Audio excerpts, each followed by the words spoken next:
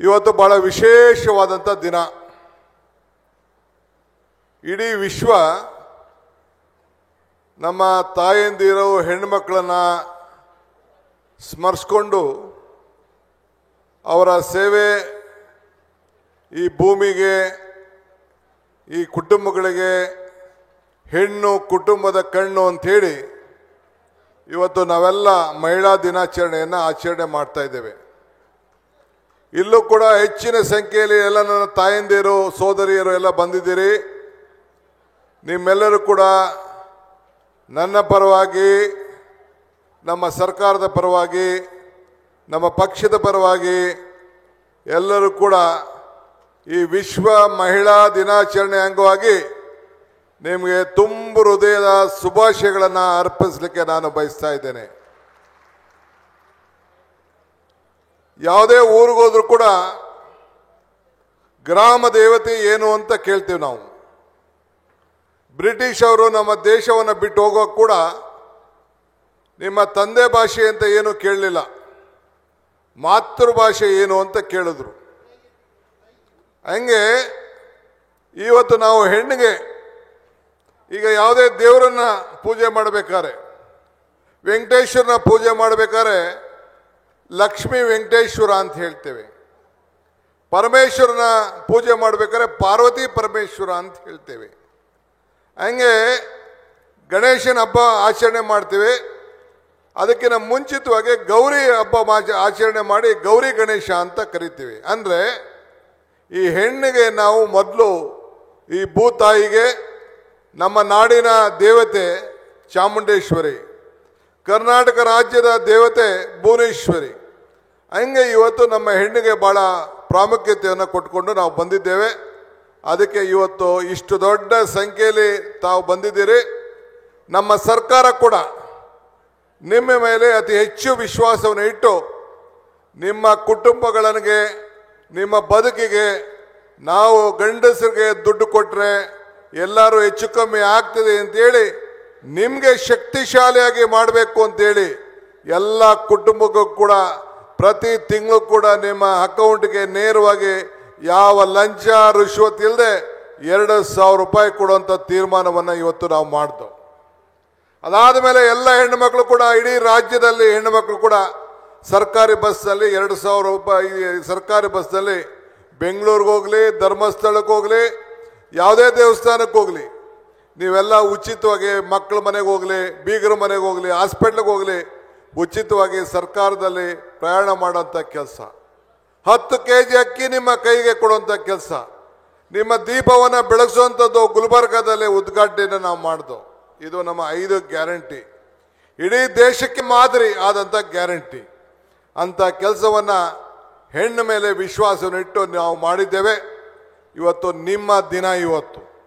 ಅದಕ್ಕೆ ಇವತ್ತು ಇಷ್ಟು ದೊಡ್ಡ ಸಂಖ್ಯೆಯಲ್ಲಿ ತಾವೆಲ್ಲ ಬಂದಿದ್ದೀರಿ. ನಿನ್ನೆ ಕೂಡ ನಮ್ಮ ಸರ್ಕಾರ ಬಜೆಟ್ ಘೋಷಣೆಯನ್ನು ನಾವು ಮಾಡಿದೆವು. ಬಜೆಟ್ ಘೋಷಣೆಯಲ್ಲಿ ಆಶಾ ಕಾರ್ಯಕರ್ತರಿರ್ಬೋದು, ಅಂಗನವಾಡಿ ಕಾರ್ಯಕರ್ತರಿರ್ಬೋದು, ಅಂಗನವಾಡಿ ಸಹಾಯಕರಿರ್ಬೋದು, ಯಾವುದೇ ಹೆಣ್ಣುಮಕ್ಕಳು ಕೆಲಸ ಮಾಡೋ ಕಡೆ ನಾವು ಅವ್ರಿಗೆ ಹೆಚ್ಚು ಹಣವನ್ನು, ಪ್ರೋತ್ಸಾಹದ ಹಣವನ್ನು ಕೊಡಬೇಕು ಅಂತೇಳಿ ಇವತ್ತು ಘೋಷಣೆ ಮಾಡಿದ್ದು ನೀವೆಲ್ಲ ಕೂಡ ಇವತ್ತು ಮಾಧ್ಯಮದಲ್ಲಿ ತಾವೆಲ್ಲ ನೋಡಿದ್ದೀರಿ. ನಾನು ಯಾಕೆ ಈ ಮಾತು ಹೇಳ್ತಾ ಇದ್ದೀನಿ ಅಂದರೆ, ನಿಮ್ಮ ಮನೆಯನ್ನು ಉತ್ತಮವಾಗಿ ನಡೆಸ್ಕೊಂಡು ಹೋಗ್ತೀರಿ, ಇದು ನಮಗೆ ವಿಶ್ವಾಸ ಇದೆ. ಅನೇಕ ಗಾದೆಗಳಿದೆ. ಇವತ್ತು ಹೆಣ್ಣು ಇದ್ದರೆ ಆ ಮನೆ ಬೆಳಗ್ತದೆ, ಸರಿಯಾದ ರೀತಿಯಲ್ಲಿ ಹಕ್ಕ ನೋಡ್ಕೊಳ್ತಾಳೆ, ಹೆಣ್ಣು ಮಕ್ಕಳು ತಂದೆ ತಾಯಿಯಿಂದ ನೋಡ್ಕೊಳ್ತಾರೆ ಅನ್ನೋದು ವಾಡಿಕೆ ನಾವೆಲ್ಲ ನೋಡಿದ್ದೇವೆ. ಇವತ್ತು ಕಲ್ಯಾಣ ಕರ್ನಾಟಕ ಕಾರ್ಯಕ್ರಮಕ್ಕೆ ನಾನು ಬಂದಿದ್ದೇನೆ. ಇದು ಸರ್ಕಾರ ಕಾರ್ಯಕ್ರಮ. ಇವತ್ತು ನಿಮ್ಮೆಲ್ಲ ಯಾವ ಜನ್ಮದಲ್ಲಿ ಮಾಡಿದಿರೋ ಪುಣ್ಯ ನನಗೆ ಗೊತ್ತಿಲ್ಲ. ಈಗ ತಾನೇ ನಮ್ಮ ಅಜಯ್ ಸಿಂಗ್ರವರು, ನಮ್ಮ ಶಾಸಕರು ಧರಮ್ ಸಿಂಗ್ರವರ ಪುತ್ರ ಹೇಳ್ತಾ ಇದ್ರು, ಇತಿಹಾಸ ಮರ್ತವನು ಇತಿಹಾಸ ಸೃಷ್ಟಿ ಮಾಡಲಿಕ್ಕೆ ಸಾಧ್ಯ ಇಲ್ಲ ಅಂತೇಳಿ ಬಾಬಾ ಸಾಹೇಬ್ ಅಂಬೇಡ್ಕರ್ ಅವರು ಹೇಳಿದ್ದಾರೆ. ಹಂಗೆ ಈ ದೇಶದ ಇತಿಹಾಸ, ನಮಗೆ ಸ್ವಾತಂತ್ರ್ಯವೊಂದು ಯಾವ ರೀತಿ ಮಹಾತ್ಮ ಗಾಂಧೀಜಿಯವರ ನಾಯಕತ್ವದಲ್ಲಿ ಈ ದೇಶಕ್ಕೆ, ಜವಾಹರ್ಲಾಲ್ ನೆಹರು ಅವರ ನಾಯಕತ್ವದಲ್ಲಿ ಸರ್ದಾರ್ ವಲ್ಲಭಾಯ್ ಪಟೇಲ್ ಎಲ್ಲ ಸೇರಿ ಈ ದೇಶಕ್ಕೆ ಸ್ವಾತಂತ್ರ್ಯವನ್ನು ತಂದುಕೊಟ್ರು, ಹಂಗೆ ನಿಮಗೆ ಆರ್ಥಿಕವಾದಂತಹ ಸ್ವಾತಂತ್ರ್ಯವನ್ನು ಕೊಟ್ಟದ್ದು ಇವತ್ತು ಮಲ್ಲಿಕಾರ್ಜುನ್ ಖರ್ಗೆ ಸಾಹೇಬರು ಅನ್ನೋದನ್ನ ಯಾರು ಕೂಡ ಅಳೆಗಲಿಕ್ಕೆ ಸಾಧ್ಯ ಇಲ್ಲ. ಅವರು ಧರ್ಮಸಿಂಗ್ ರವರು ಸೋನಿಯಾ ಗಾಂಧಿ ಅವರ ಮಂದಟ್ಟನ್ನು ಮಾಡಿ ಮನಮೋಹನ್ ಸಿಂಗ್ ಅವ್ರನ್ನ ಒಪ್ಪಿಸಿ ಹಿಂದೆ ರಾಹುಲ್ ಗಾಂಧಿ ಅವರು ಇಲ್ಲಿ ಚುನಾವಣಾ ಪ್ರಚಾರಕ್ಕೆ ಬಂದಾಗ ಆಗ ಪ್ರಿಯಾಂಕಾ ಖರ್ಗೆ ಅವರು ಅವ್ರಿಗೊಂದು ಮನವಿಯನ್ನು ಮಾಡಿಕೊಟ್ರು. ನೀವು ಇದೊಂದು ನಮ್ಮ ಸರ್ಕಾರ ಅಧಿಕಾರಕ್ಕೆ ಬಂದರೆ ಇದನ್ನು ನಾನು ಮಾಡ್ತೇನೆ ಅಂಥೇಳಿ ಅವ್ರಿಗೊಂದು ಮನವಿಯನ್ನು ಮಾಡಿ ನಿಮ್ಮ ಮುಂದೆ ಹೇಳಿದ್ರು, ನೀವು ಅವಕಾಶ ಮಾಡಿಕೊಡಿ, ನಾನು 371J ಕೊಡ್ತೇನೆ ಅಂಥೇಳಿ. ಇವತ್ತು ತಾವು ಮತ್ತೆ ಈ ದೇಶದಲ್ಲಿ UPA 2 ತೆಗೆದುಕೊಂಡು ಬಂದು ಇವತ್ತು 371J ಸಿಕ್ಕಿದೆ. ಇವತ್ತು 5,000 ಕೋಟಿ ವರ್ಷಕ್ಕೆ ಇದು ಕಾಂಗ್ರೆಸ್ ಪಕ್ಷದ ಶಪಥ. ಪ್ರತಿ ವರ್ಷ 5,000 ಕೋಟಿ ರೂಪಾಯಿ. ನಿನ್ನೆ ಕೂಡ ನಾವು ಇದನ್ನ ಮಾಡಿದ್ದೇವೆ.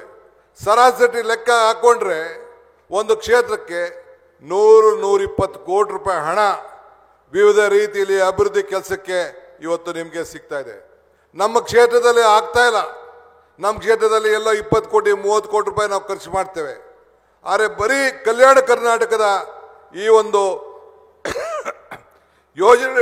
ಯೋಜನೆ ಅಡಿಯಲ್ಲಿ ನಿಮಗೆ ಅಷ್ಟು ಸಿಗ್ತಾ ಇದೆ. ಅದ್ರ ಜೊತೆಗೆ ಬೇರೆ ಬೇರೆ ಇಲಾಖೆಯಿಂದ ಹಣ ಕೂಡ ಅದು ಬರ್ತಾ ಇದೆ. ಅದು ಪ್ರತ್ಯೇಕವಾದಂಥ ವಿಚಾರ. ಆದರೆ ಮಲ್ಲಿಕಾರ್ಜುನ್ ಖರ್ಗೆ ಅವರ ಹೋರಾಟದಿಂದ ನಿಮಗೆ ಏನು 371J ಸಿಕ್ಕಿದೆ. ನಿಮ್ಮ ಮಕ್ಕಳ ಭವಿಷ್ಯ, ನಿಮ್ಮ ಮಕ್ಕಳಿಗೆ ವಿದ್ಯಾಭ್ಯಾಸ, ನಿಮ್ಮ ಮಕ್ಕಳಿಗೆ ಉದ್ಯೋಗ, ಈ ಉದ್ಯೋಗದಲ್ಲಿ ಏನು ಒಂದು ಮೀಸಲಾತಿ ಇವತ್ತು ಏನಿದೆ, ಬಹುಶಃ ಇದು ನಿಮಗೆ ಎಷ್ಟು ಜನರಿಗೆ ಇದರ ಶಕ್ತಿ ಅರ್ಥ ಆಗಿದೆಯೋ ಇಲ್ಲೋ ಗೊತ್ತಿಲ್ಲ. ನಮ್ಮ ಕಡೆ ಭಾಗದಲ್ಲಿ ಒಂದು ಕೇಳಿ, ನಾವು ಹೋಗಿ ಕಲ್ಯಾಣ ಕರ್ನಾಟಕದಲ್ಲಿ ಹುಟ್ಟಬೇಕಾಗಿತ್ತು, ಕರ್ನಾಟಕ ಕಲ್ಯಾಣದಲ್ಲಿ ಇರಬೇಕಾಗಿತ್ತು, ನಾವು ಜಲ್ದಿ ತಹಶೀಲ್ದಾರ್ ಆಯ್ತಿದ್ದೋ, ನಾವು AC ಆಯ್ತಿದ್ದೋ, ನಾವು ಸಬ್ ಇನ್ಸ್ಪೆಕ್ಟರ್ ಆಗ್ತಿದ್ದೋ, ನಾವು ಮೇಸ್ಟ್ಗಳು ಆಗ್ತಿದ್ದೋ, ನಾವು ಡಾಕ್ಟರ್ ಆಗ್ತಿದ್ದೋ, ನಾವು ಇಂಜಿನಿಯರ್ ಆಗ್ತಿದ್ದೋ ಅಂತೇಳಿ ನಮ್ಮ ಜನ ಮಾತಾಡ್ತಾರೆ. ಅಂತ ಒಂದು ವಿಶೇಷವಾದಂಥ ಶಕ್ತಿಯನ್ನು ಇವತ್ತು ಮಲ್ಲಿಕಾರ್ಜುನ್ ಖರ್ಗೆ ಸಾಹೇಬರು ನಿಮಗೆ ಕೊಟ್ಟಿದ್ದಾರೆ. ನನಗೆ ಬಹಳ ಸಂತೋಷ. ಕಳೆದ ಚುನಾವಣೆಯಲ್ಲಿ ಈ ಕಲ್ಯಾಣ ಕರ್ನಾಟಕದಲ್ಲಿ ಎಲ್ಲ ಸೀಟ್ಗಳನ್ನು ಇವತ್ತು ಮಲ್ಲಿಕಾರ್ಜುನ್ ಖರ್ಗೆ ಅವರ ಮಡ್ಲಿಗೆ ಹಾಕಿ ಅವ್ರಿಗೆ ಆತ್ಮಧೈರ್ಯವನ್ನು ತುಂಬುವಂಥ ಕೆಲಸವನ್ನು ಮಾಡಿದ್ದೀರಿ. ಅದಕ್ಕೆ ನಿಮಗೊಂದು ಕೋಟಿ ನಮಸ್ಕಾರಗಳನ್ನು, ಅಭಿನಂದನೆಗಳನ್ನು ಈ ಸಂದರ್ಭದಲ್ಲಿ ಹೇಳಲಿಕ್ಕೆ ನಾನು ಬಯಸ್ತೇನೆ. ಇವತ್ತು ನಾವೆಲ್ಲ ಅಭಿವೃದ್ಧಿಯ ಕಡೆಗೆ ಹೊರಟಿದ್ದೇವೆ. ಯುದ್ಧ ಗೆಲ್ಲುವನು ವೀರನಲ್ಲ, ಜನರನ್ನ ಮನಸ್ಸನ್ನು ಗೆದ್ದವನು ನಿಜವಾದ ವೀರ. ಇವತ್ತು ನಿಮ್ಮೆಲ್ಲರ ಹೃದಯವನ್ನು, ನಿಮ್ಮ ಋಣವನ್ನು ತೀರಿಸಲಿಕ್ಕೆ 50 ವರ್ಷಗಳ ಕಾಲ ತಾವು ಕೊಟ್ಟಂಥ ಶಕ್ತಿಗೆ 1372ರಿಂದ ಇಲ್ಲಿವರೆಗೂ ಕೂಡ ರಾಜಕೀಯವಾಗಿ ನಿಮ್ಮ ಸೇವೆಯನ್ನು ಮಾಡಲಿಕ್ಕೆ ಅವಕಾಶವನ್ನು ಮಾಡಿಕೊಟ್ಟು ಇವತ್ತು ಯಾರೂ ಶಾಶ್ವತವಾಗಿರಲಿಕ್ಕೆ ಸಾಧ್ಯ ಇಲ್ಲ. ಮನುಷ್ಯನ ಹುಟ್ಟು ಆಕಸ್ಮಿಕವಾದ್ದು, ಸಾವು ಅನಿವಾರ್ಯ, ಜನನ ಉಚಿತ, ಮರಣ ಖಚಿತ. ಈ ಹುಟ್ಟು ಸಾವಿನ ಮಧ್ಯದಲ್ಲಿ ನಾವು ಏನು ಮಾಡ್ತೀವಿ ಅಂತ ಬಹಳ ಮುಖ್ಯ. ಇವತ್ತು ಗುಲ್ಬರ್ಗದಲ್ಲಿ ನೀವು ESI ಹಾಸ್ಪಿಟಲ್ ನೋಡ್ತಾ ಇದ್ದೀರಿ. ನಾವು ಬೆಂಗಳೂರಿನಲ್ಲಿ ವಿಧಾನಸೌಧ ನೋಡ್ತೀವಿ. ವಿಧಾನಸೌಧ ನೋಡಿದ ತಕ್ಷಣ ಕೆಂಗಲ್ ಹನುಮಂತಯ್ಯನವ್ರನ್ನ ನಾವು ನೆನೆಸ್ಕೊಳ್ತೇವೆ. ಆದರೆ ESI ಆಸ್ಪತ್ರೆ ನೋಡಿದ ತಕ್ಷಣ ಮಲ್ಲಿಕಾರ್ಜುನ್ ಖರ್ಗೆ ಅವ್ರನ್ನ ಶಾಶ್ವತವಾಗಿ ನೆನೆಸ್ಕೊಳ್ಳುವಂಥ ಒಂದು ಅವಕಾಶ. ಇವತ್ತು ಕಿದ್ವಾಯಿ ಹಾಸ್ಪಿಟ್ಲ್ ಲೆಕ್ಕ ಹಾಕೊಳ್ಳಿ. ನೀವೇನು ಬೆಂಗಳೂರಿಗೆ ಹೋಗ್ಬೇಕಾಯ್ತು ಹಾರ್ಟ್ ಸರ್ಜರಿಗೆ, ಇವತ್ತು ನಿಮ್ಮ ಮನೆ ಬಾಗಿಲಿಗೆ ಹಾರ್ಟ್ ಸರ್ಜರಿ ಹಾಸ್ಪಿಟ್ಲ್ ಇದೆ.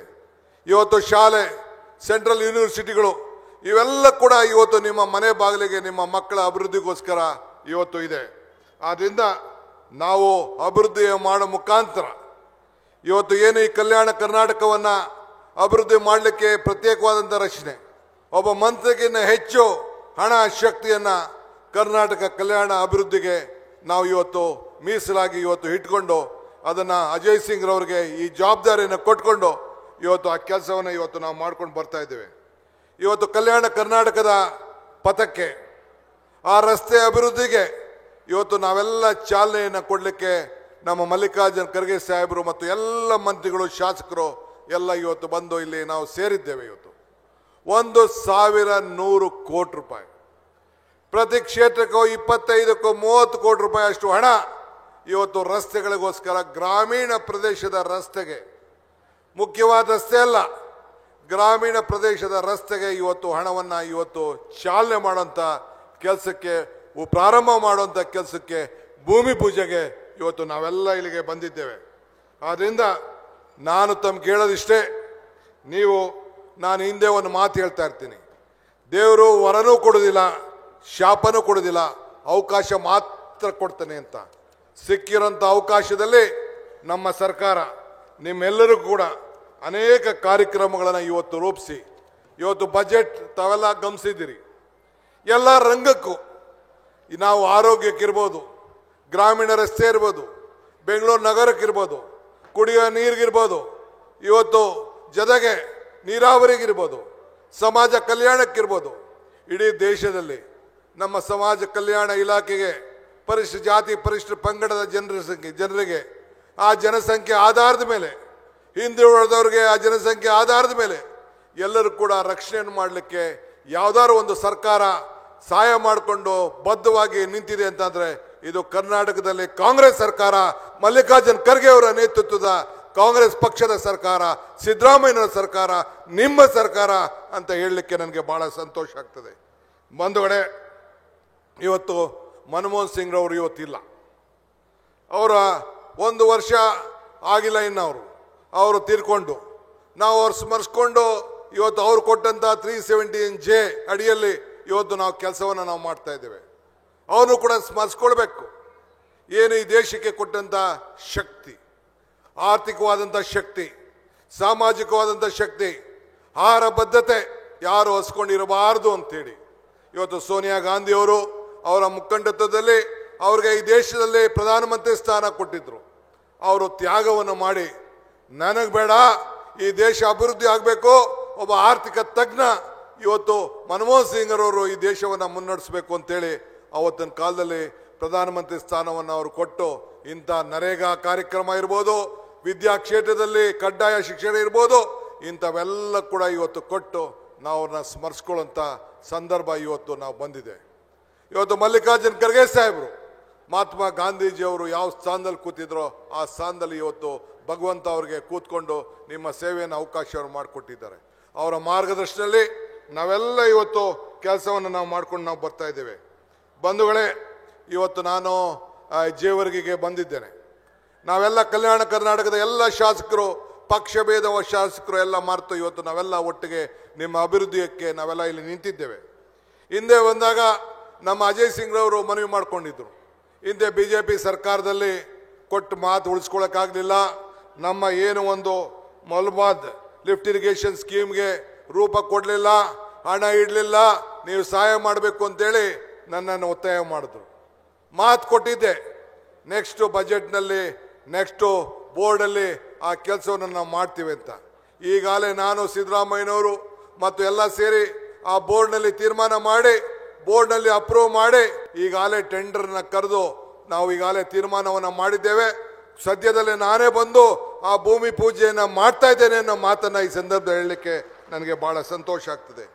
ಈ ಎಲ್ಲ ಕೆಲಸವನ್ನು ಮಾನ್ಯ ಶ್ರೀ ಅಜಯ್ ಸಿಂಗ್ ರವರು ನನ್ನ ಮೇಲೆ ಒತ್ತಡವನ್ನು ತಂದು, ನಮ್ಮ ಲೋಕಸಭಾ ಸದಸ್ಯರಾದಂಥ ರಾಧಾಕೃಷ್ಣರವರು ಅವರು ಕೂಡ 10 ಬಾರಿ ನನ್ನ ಹತ್ರ ಈ ವಿಚಾರವನ್ನು, ಅಭಿವೃದ್ಧಿ ಕೆಲಸವನ್ನು ಚರ್ಚೆಯನ್ನು ಮಾಡಿ, ಇದಾಗಲೇಬೇಕು, ಕೊಟ್ಟ ಮಾತನ್ನು ನಾವು ಉಳಿಸ್ಕೊಳ್ಳೇಬೇಕು ಅಂಥೇಳಿ ಇವತ್ತು ಈ ಯೋಜನೆಯನ್ನು ಕೂಡ ಇವತ್ತು ನಾವು ತಂದು ಕೆಲಸವನ್ನು ನಾವು ಮಾಡ್ಕೊಂಡು ನಾವು ಬಂದಿದ್ದೇವೆ. ಇವತ್ತು 5,000 ಕೋಟಿ ರೂಪಾಯಿ ಹಣ, ಇದು ಸುಲಭವಾದಂಥ ಹಣ ಅಲ್ಲ. ಈ ಪ್ರತಿ ವರ್ಷ ಕೂಡ ಈ ಹಣ ನಿಮ್ಮ ಅಭಿವೃದ್ಧಿಗೆ, ನಿಮ್ಮ ಕುಟುಂಬದ ಅಭಿವೃದ್ಧಿಗೆ, ನಿಮ್ಮ ಜಮೀನಿನ ಅಭಿವೃದ್ಧಿಗೆ, ನಿಮ್ಮ ರಸ್ತೆಯ ಅಭಿವೃದ್ಧಿಗೆ, ನಿಮ್ಮ ಆರೋಗ್ಯಕ್ಕೆ, ನಿಮ್ಮ ಶಿಕ್ಷಣಕ್ಕೆ ಇವತ್ತು ಇಂಥ ಒಂದು ಕೆಲಸವನ್ನು ನಾವು ಮಾಡಿಕೊಂಡು ನಾವು ಬಂದಿದ್ದೇವೆ. ಆದ್ದರಿಂದ ಇವತ್ತು ಗುಲ್ಬರ್ಗದಲ್ಲಿ ಏನು ಒಂದು ಆರೋಗ್ಯಕ್ಕೆ ಒಂದು ಹೊಸ ಶಕ್ತಿ, ಆರೋಗ್ಯ ಕ್ಷೇತ್ರಕ್ಕೆ ಗುಲ್ಬರ್ಗದಲ್ಲಿ ಹಾಸ್ಪಿಟ್ಲ್ಗಳು, ಇವತ್ತು ಎಲ್ಲ ರಂಗದಲ್ಲೂ ಕೂಡ ಹಾಸ್ಪಿಟ್ಲ್ಗಳು ಇವತ್ತು ಬಂದಿದೆ. ಇವತ್ತು ಬೆಂಗಳೂರಿಗೆ ಹೈದರಾಬಾದ್ ಹೋಗುವಂಥ ರಸ್ತೆ ಟ್ರೈನ್ ಇರ್ಬೋದು, ಹಿಂದೆ ನಡೆದಂಥ ಅನೇಕ ಸರ್ಕಾರಗಳಲ್ಲಿ ಬೇಕಾದಷ್ಟು ಕೆಲಸವನ್ನು ಅವರು ಮಂತ್ರಿ ಆಗಿದ್ದಾಗ, ಸರ್ಕಾರದ ಮಂತ್ರಿ ಆಗಿದ್ದಂಥ ಸಂದರ್ಭದಲ್ಲಿ ನಿಮ್ಮ ಸೇವೆಯನ್ನು ಮಾಡ್ಕೊಂಡು ಬಂದಿದ್ದಾರೆ. ಇವತ್ತು ಶರಣ ಪ್ರಕಾಶ್ ಇರ್ಬೋದು, ನಮ್ಮ ಪ್ರಿಯಾಂಕ್ ಖರ್ಗೆ ಇರ್ಬೋದು, ನಮ್ಮ ದರ್ಶನಾಪುರ ಇರ್ಬೋದು, ರಹೀಮ್ ಖಾನ್ ಇರ್ಬೋದು, ನಮ್ಮ ಅಜಯ್ ಸಿಂಗ್ ಇರ್ಬೋದು, ಮತ್ತು ನಮ್ಮೆಲ್ಲ ಶಾಸಕರುಗಳು ಇವತ್ತು ನಿಮ್ಮ ಅಭಿವೃದ್ಧಿಗೆ ಕೆಲಸವನ್ನು ಮಾಡಿಕೊಂಡು ಇವತ್ತು ಅವರು ಹೋಗ್ತಾ ಇದ್ದಾರೆ. ಇವತ್ತು ತಮಗೆ ನಾನು ಕೇಳೋದಿಷ್ಟೇ, ಇವತ್ತು ಮನಮೋಹನ್ ಸಿಂಗ್ ರವರ ಕಾಲದಲ್ಲಿ ಅವತ್ತು ಅದ್ವಾನಿಯವರು ಅವಕಾಶ ಕೊಡೋಕ್ಕಾಗಲ್ಲ ಅಂತ ಹೇಳಿದಂಥದ್ದನ್ನ ಇವತ್ತು ಇತಿಹಾಸವನ್ನು ಸೃಷ್ಟಿ ಮಾಡಿ ಇವತ್ತು ನಮಗೆಲ್ಲರೂ ಕೂಡ ಶಕ್ತಿಯನ್ನು ಕೊಟ್ಕೊಂಡು ಬಂದಿದ್ದಾರೆ. ಇವತ್ತು 200 ಕೋಟಿ ರೂಪಾಯಿ ವೆಚ್ಚದಲ್ಲಿ 50 KPS ಹಾಸ್ಪಿಟ್ಲು, ಪಬ್ಲಿಕ್ ಹಾಸ್ಪಿಟ್ಲು, ನಮ್ಮ ಮಕ್ಕಳು ಕೂಡ ಉತ್ತಮವಾದ ವಿದ್ಯಾಭ್ಯಾಸವನ್ನು ಮಾಡಬೇಕು ಅನ್ನೋ ದೃಷ್ಟಿಯಿಂದ ಬಳ್ಳಾರಿಗೆ ಹೆಚ್ಚು ಸುಮಾರು 100 ಕೋಟಿ ರೂಪಾಯಿ ಮೆಗಾ ಡೈರಿಯನ್ನು ಮಾಡಬೇಕು ಅನ್ನೋ ದೃಷ್ಟಿಯಿಂದ ಕಾರ್ಯಕ್ರಮವನ್ನು ರೂಪಿಸಿದ್ದಾರೆ. 5267 ಶಿಕ್ಷಕರ ಹುದ್ದೆಯನ್ನು ಭರ್ತಿಯನ್ನು ಮಾಡಲಿಕ್ಕೆ ಸರ್ಕಾರ ಸಂಕಲ್ಪವನ್ನು ಮಾಡಿ ಬದ್ಧವಾಗಿದೆ ಅಂಥೇಳಿ ಇವತ್ತು ಸುಮಾರು 60-65 ಕೋಟಿ ರೂಪಾಯಿ ವೆಚ್ಚದ ಉಗ್ರಾಣಗಳನ್ನು ಕೂಡ ಮಾಡಲಿಕ್ಕೆ ಕಾರ್ಯಕ್ರಮವನ್ನು ರೂಪಿಸಿದ್ದೇವೆ. 24 ಹೊಸ ಪ್ರಾಥಮಿಕ ಶಾಲೆಗಳನ್ನು ಪ್ರಾರಂಭವನ್ನು ಮಾಡಲಿಕ್ಕೆ ಕಾರ್ಯಕ್ರಮವನ್ನು ರೂಪಿಸಿದ್ದೇವೆ. ಸುಮಾರು 7 ತಾಲೂಕಿನಲ್ಲೂ ಕೂಡ 100 ಹೆರಿಗೆ ಹಾಸ್ಪಿಟ್ಲ್ಗಳನ್ನು, ಹೊಸ ಹಾಸ್ಪಿಟ್ಲ್ಗಳನ್ನು ಸೃಷ್ಟಿ ಮಾಡಲಿಕ್ಕೆ ನಮ್ಮ ಸರ್ಕಾರ ಬದ್ಧವಾಗಿದೆ ಅನ್ನೋ ಮಾತನ್ನು ಈ ಸಂದರ್ಭದಲ್ಲಿ ಹೇಳಿ, ಇನ್ನು ಅನೇಕ ಕಾರ್ಯಕ್ರಮಗಳನ್ನು ಇಡೀ ನಿಮ್ಮ ಅಭಿವೃದ್ಧಿಗೆ ನೀವೆಲ್ಲ ಅದೃಷ್ಟವಂತರು. ಆದರೂ ಕೂಡ ತಾವೆಲ್ಲ ನಮಗೆ ಶಕ್ತಿಯನ್ನು ಪಾರ್ಲಿಮೆಂಟ್ ಎಲೆಕ್ಷನಲ್ಲಿ ಶಕ್ತಿ ಕೊಟ್ಟಿದ್ದೀರಿ, ಅಸೆಂಬ್ಲಿಯಲ್ಲಿ ಶಕ್ತಿ ಕೊಟ್ಟಿದ್ದೀರಿ, ನಮ್ಮ ಸರ್ಕಾರವನ್ನು ತಂದಿದ್ದೀರಿ. ನಿಮ್ಮ ಋಣವನ್ನು ಪ್ರಾಮಾಣಿಕವಾಗಿ ನಾವು ತೀರಿಸ್ತೇವೆ, ನಿಮ್ಮ ಗೌರವವನ್ನು ಉಳಿಸ್ಕೊಳ್ತೇವೆ ಅನ್ನೋ ಮಾತನ್ನು ಹೇಳಿ, ಎಲ್ಲ ಒಳ್ಳೆಯ ಶಾಸಕರು ಉತ್ತಮವಾಗಿ ಕೆಲಸವನ್ನು ಮಾಡ್ತಾ ಇದ್ದಾರೆ ಅನ್ನೋ ಮಾತನ್ನು ಹೇಳಿ ನಿಮಗೆ ಮತ್ತೊಮ್ಮೆ ಶುಭವನ್ನು ಹಾರೈಸಿ ನನ್ನ ಮಾತನ್ನು ಮುಗಿಸ್ತೇನೆ. ಜೈ ಹಿಂದ್, ಜೈ ಕರ್ನಾಟಕ ಮಾತೆ. ನ್ಯೂಸ್ ಫಸ್ಟ್ ನಿರ್ಭೀತಿಯಿಂದ ನಿಮ್ಮ ಪರವಾಗಿ.